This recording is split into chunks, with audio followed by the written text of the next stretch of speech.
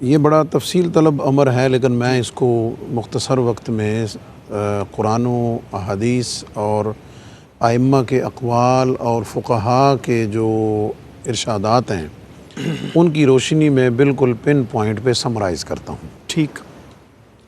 سب سے پہلی بات تو یہ ہے کہ علماء یا جو دینی مناصب کے لوگ ہیں، ظاہر ہے ان کے لیے لفظ کسب معاش زیادہ مناسب ہے، اور اس بارے میں پہلی رائے تو علماء کی یہ ہے کہ جو لوگ اپنے آپ کو دین کی خدمت کے لیے وقف کر دیتے ہیں جی، ان کی جو معاشی ذمہ داری ہے تمام تر وہ امت پر ہے یا بیت المال پر ہے۔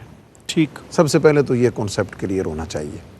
اس کے شواہد کہ حضور علیہ الصلوۃ والسلام کے لیے غنائم میں سے خمس کا مال قرآن مجید کی آیات موجود ہیں۔ ٹھیک۔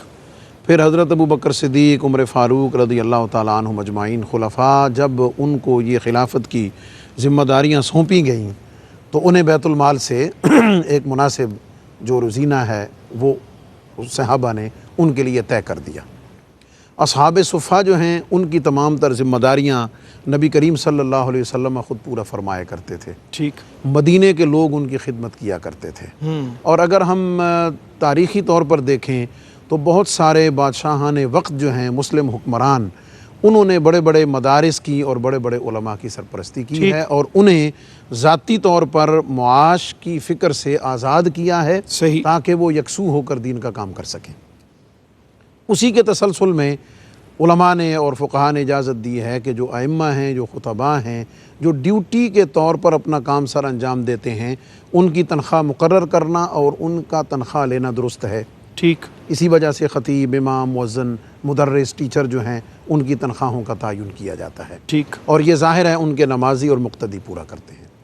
ایک تو یہ بات کلیئر ہونی چاہیے، یہ ایک الگ پہلو ہے۔ اور اس میں بنیادی طور پر جو ہمارا معاشرہ ہے، خاص طور پر ایشین بلکہ اوور آل امت مسلمہ، اس کا رویہ علماء کے ساتھ اور دینی مناصب کے لوگوں کے ساتھ کوئی قابل تحسین اور قابل فخر نہیں ہے۔ صحیح، صحیح۔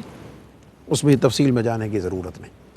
اب دوسرا اینگل لیجئے کہ ایسی بہت ساری مثالیں موجود ہیں کہ جس کے اندر دینی مناصب کے لوگوں نے، ائمہ نے، خود صحابہ کرام نے، خلفاء نے، جیسا کہ آپ نے بھی ذکر فرمایا، انہوں نے دینی مناصب اور ذمہ داریاں پوری کرتے ہوئے انہوں نے ساتھ اپنے لیے کوئی ذریعہ روزگار اور ذریعہ معاش اختیار فرمایا۔ صحیح، صحیح۔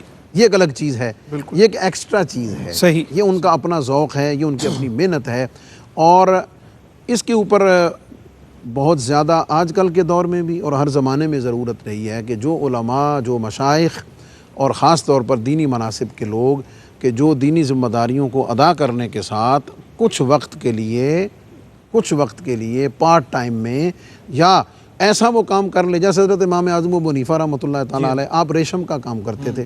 حضرت دیگر مثلا امام قدوری جو ہیں تو قدوری ہانڈی کو کہتے ہیں، وہ ہانڈیوں کا بزنس کیا کرتے تھے۔ سمجھ آ گئی۔ امام زیاد جو ہیں وہ آئل اور تیل کا کاروبار کیا کرتے تھے۔ ٹھیک۔ تو اسی طرح یہ ائمہ کا معمول رہا ہے، اور معاشرے میں دینی مناصب کے لوگوں کا باوقار رہنے کے لیے اور پھر اپنے دینی مناصب کو اور خاص طور پر آگے لوگوں کے علاوہ اپنی اولاد کے لیے آئیڈیل بننے کے لیے یہ بہت ضروری ہے۔ اور اگر کوئی یہ کہے کہ جناب یہ دین کا خدمت کرتے ہیں، پیسے کیوں لیتے ہیں؟ بھائی بات یہ کہ ڈاکٹر بھی تو مخلوق کی خدمت کرتا ہے، فوجی جو ہے وہ بھی تو امت کی اور قوم کی حفاظت کرتا ہے۔ صحیح۔ اس لیے جو ان کی ضروریات کو پورا کرنے کی اصل ذمہ داری ہے وہ الگ کانسیپٹ ہے، لیکن اس کے ساتھ ذریعہ معاش اختیار کرنا، اور اس کی سب سے بڑی مثال حضور علیہ السلام کی سیرت پاک میں دونوں چیزیں ملتی ہیں۔ ٹھیک، بالکل صحیح۔ دونوں چیزیں کیا کہ اعلان نبوت سے پہلے حضور علیہ السلام نے مزاربت پر سیدہ خدیجہ الکبریٰ رضی اللہ تعالیٰ عنہا اور حضور نے تجارت فرمائی۔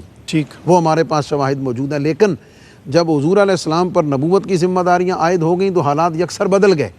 ابو بکر صدیق نے اپنا مال، عثمان غنی نے اپنا مال، حضرت عبد الرحمن بن عوف نے اپنا مال، اور ان سب نے حضور علیہ السلام کی خدمت میں پیش کیا، سیدہ خدیجہ الکبریٰ نے پیش کیا۔ تو یہ سارے نظائر، یہ دونوں چیزیں ہمیں حضور علیہ السلام کی سیرت سے ملیں۔